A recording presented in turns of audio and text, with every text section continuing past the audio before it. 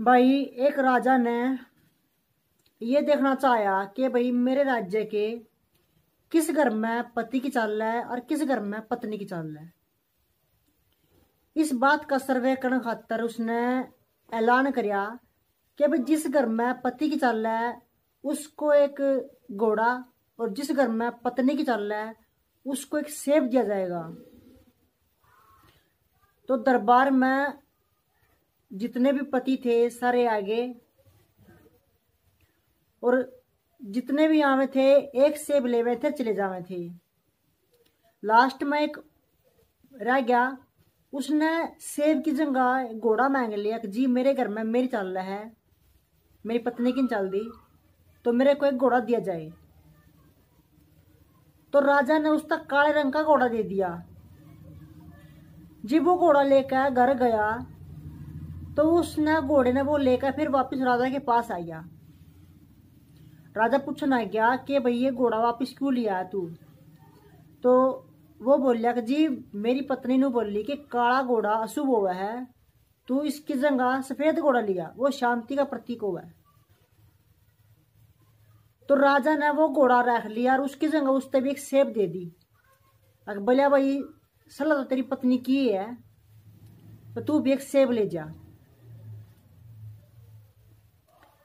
तो इस तरह करके दरबार में जितने भी पति थे सारे सेब लेने चले जावे थे, सारा दरबार खाली हो गया।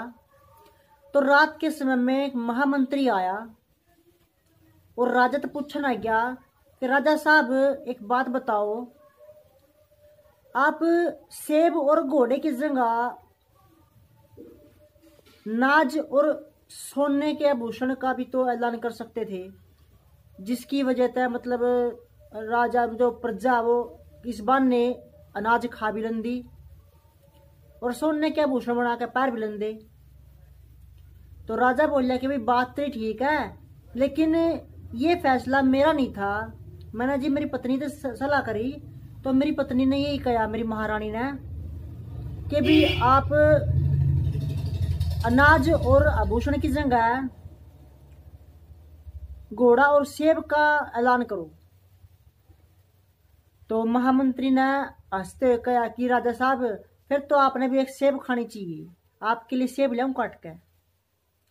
तो राजा बोलिया कि भाई महामंत्री तो उसकी बात को हटाते हुए फिर राजा ने महामंत्री तो कहा कि भाई नो बता, तू यह बात मेरे तक कल भी पूछ सके था दिन में, तने मेरे तय आज रात में क्यों पूछी। तो महामंत्री कहने लगे कि जी मेरी पत्नी ने बोली अक भाई इस बात का पता करका कि राजा साहब ने अनाज और आभूषण की जगह घोड़े और सेब का ऐलान क्यों किया। महामंत्री की बात सुनकर राजा बोलिया अब भाई एक सेब फिर तो भी खानी चाहिए, आपको खा लेगा इतने कर बचाऊं।